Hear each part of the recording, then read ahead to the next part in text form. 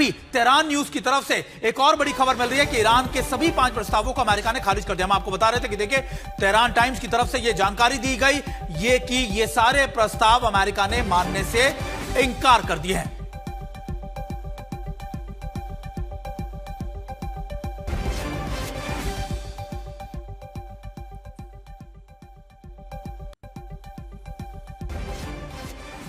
और हमारे साथ हमारे 2 खास मेहमान भी जुड़े। हमारे साथ विशंबर दयाल सर है और हमारे साथ रविंदर सचदेव सर भी मौजूद हैं। Vishambar Dayal sir, Donald Trump क्या चीन जब गए थे तो क्या इस बात की पॉसिबिलिटी है कि वो चीन को मनाने गए होंगे कि हम जब अगर दोबारा से नए फेज ऑफ ऑपरेशंस की शुरुआत करें तो आप कोई मिलिट्री एड ना दे, उनको कोई सपोर्ट ना दे, ताकि कम से कम हम ईरान पर प्रेशर क्रिएट कर सकें?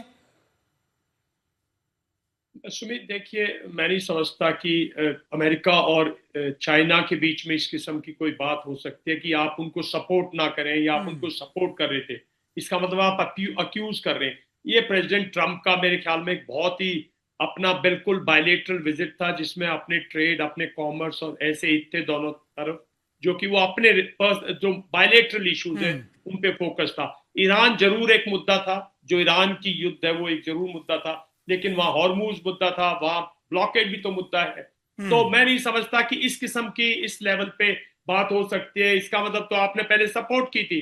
अगर आपने सपोर्ट की थी तो आप तो ऑलरेडी मतलब अलायंस से, तो लड़ाई के दौर पे मैं नहीं समझता स्टेट लेवल पे हेड ऑफ द स्टेट इस किस्म की बात की होंगी। लेकिन जब इतना बड़ा काफिला गया है, इतना बड़ा उनका वो है, तो कहीं ना कहीं उन्होंने भापा होगा कि भाई जो इन्वॉल्वमेंट है चाइना की वो कितनी है, और कहीं ना कहीं स्टेज पे इनको लगा होगा कि भाई ईरान जो है वो, मतलब चाइना जो है वो इस किस्म की ओपन सपोर्ट नहीं कर रहा है। ईरान अपने बलबूते पे लड़ा है। देखिए, ईरान को अंडरमाइन मत कीजिए, ईरान तबाह हो गया, इसमें कोई शक की बात नहीं है। खूब मारा जो मार सकते थे आपने, अब उसके बाद आपने ब्लॉकेड भी लगा दिया, लेकिन ईरान अपने कुछ बलबूते पे लड़ा है, और वो बलबूता उसकी मिसाइल पावर है, उसकी ड्रोन पावर है, और मैं समझता हूँ ड्रोन पावर में वो काफी हद तक सेल्फ सफिशिएंट है।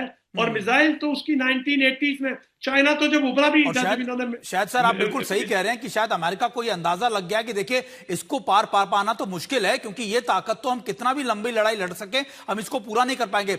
रविंदर सचदेव सर, मैं आपको इसी प्रश्न से दूसरे एंगल से पूछना चाहता हूं। क्या डोनाल्ड ट्रंप गए थे चीन को प्रेशराइज करने के लिए कि आप ईरान को मनाइए, चीन ने मना कर दिया, और फिर उनके पास एक ही विकल्प बचा कि अब आपको दोबारा से मिलिट्री ऑपरेशन शुरू करने पड़ेंगे? क्या यह मजबूरी है डोनाल्ड ट्रंप की कि वो ईरान को बातचीत के लिए नहीं मना पा रहे, इसलिए एक बार फिर से मिलिट्री ऑपरेशंस की तरफ वो जा सकते हैं?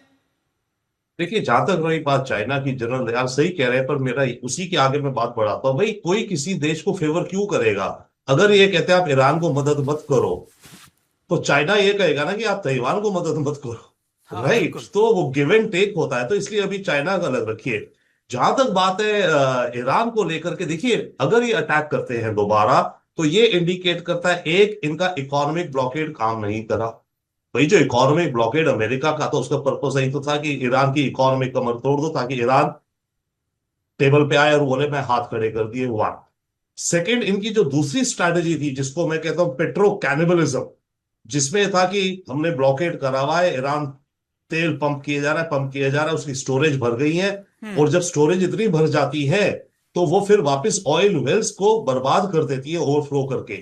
इसका मतलब वो भी नहीं हुआ अभी तक, पेट्रो कैनिबलिज्म। तो ब्लॉकेड काम नहीं कर रहा है, शायद का दिख रहा है। अगर ये वॉर में जाते हैं, पेट्रो कैनिबलिज्म काम नहीं कर रहा है। तीसरी बात, अगर ये अटैक करते हैं, मुझे एक और पॉसिबिलिटी दिख रही है। अब की बार हो सकता है, अब की बार इनके साथ यूएई भी आए के, क्योंकि खबरें आ चुकी हैं कि जो फर्स्ट फेज था उसमें यूएई, बल्कि सऊदी भी था।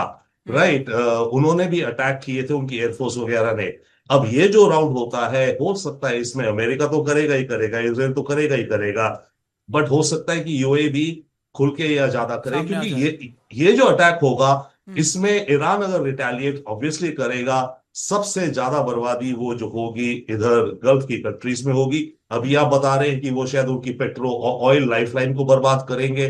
तो ईरान जितना हो, इनकी desalination, water plants, oil production, तो ये बहुत ही तबाही वाला टाइप होगा। बट एक और चीज है जो आप कह रहे हैं, let us see how it works. अगर ये लिमिटेड स्ट्राइक करते हैं, तो लिमिटेड स्ट्राइक करके क्या कर लेंगे जो इन्होंने अभी तक नहीं कर पाए? और सर Right. बार बार वही लिमिटेड स्ट्राइक्स उसी तरीके के पैटर्न पे। विशंबर दयाल सर, आप तो इन चीजों को बहुत करीब से देख रहे हैं, आप समझते हैं रशिया की भी स्ट्रैटेजी, आप रशिया में डीए के तौर पर काम कर चुके हैं, आप लगातार चीन की चीजों को भी समझते हैं। अभी अगर देखा जाए कि अभी तक अमेरिका और सिर्फ इजराइल मिलकर लड़ रहे थे, अब मिडिल ईस्ट के देश, यूएई खासतौर पर, यहां तक कि फ्रांस से भी खबरें आई, फिर कहा गया कि देखिए कई और यूरोप के देश जो हैं वो शामिल हो सकते हैं। अगर ये सारी ताकत मिल भी जाए, क्या स्ट्रेट ऑफ हॉर्मूज को खुलवा पाएंगे? क्योंकि दुनिया के लिए, पूरी दुनिया के लिए कंसर्न सिर्फ और सिर्फ इस समय स्ट्रेट ऑफ हॉर्मूज ही बना हुआ है। देखिए, दुनिया के लिए स्टेट ऑफ हॉर्मूज है, लेकिन ईरान भी तो कह रहा है कि आप ब्लॉकेड क्यों लगा रहे हैं। आखिर जब आप ब्लॉकेड लगाते हैं तो उसमें भी मूवमेंट तो रिस्ट्रिक्टेड हो रही है ना। और मसल पावर से नहीं। देखिए, आप सिर्फ स्टेट ऑफ हॉर्मूज को as a passage of ships देख रहे हैं, आप पैसेज ऑफ कम्युनिकेशन भी तो देखिए। दुनिया की जो अंडरग्राउंड, जो अंडर सी कम्युनिकेशन लाइंस है, वो यहीं से तो जारी है।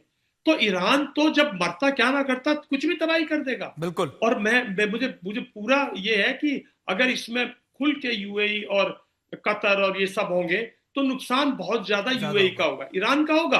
और ये चाहता है, और ये तमाशबीन इसका पूरा का पूरा इजराइल रहेगा। वो चाहता है ये मार एक दूसरे को तबाह कर ले। इनके पास विशंबर सर, बात तो तेल यही है के कि सिवाय, इस तेल जंग के में सिवाय इनके पास कुछ है ही नहीं। बिल्कुल और अगर सर। ये उसी को तबाह कर देते तो ये तो सब कंगाल है। फिर तो वैसे इजराइल मतलब डोमिनेंट फोर्स है। तो इनको थोड़ा सा समझदारी बरतनी बिल्कुल सर, पड़ेगी। माफ कीजिएगा, आपको बीच में रोक रहा हूं क्योंकि वक्त की कमी है, लेकिन आप दोनों खास मेहमान हमारे साथ बने रहिए। लेकिन सवाल यही है कि इस पूरे युद्ध में, इस पूरे कॉन्फ्लिक्ट में सबसे ज्यादा फायदा इजराइल को मिल रहा है। तमाम देश लगातार अपने आर्थिक रूप से अपने इस बोझ को झेल रहे हैं, लेकिन इजराइल को उसकी स्ट्रैटेजिक असर्ट्स या फिर आप कह सकते हैं उसको उपलब्धियां इस मामले पर मिलती जा रही है।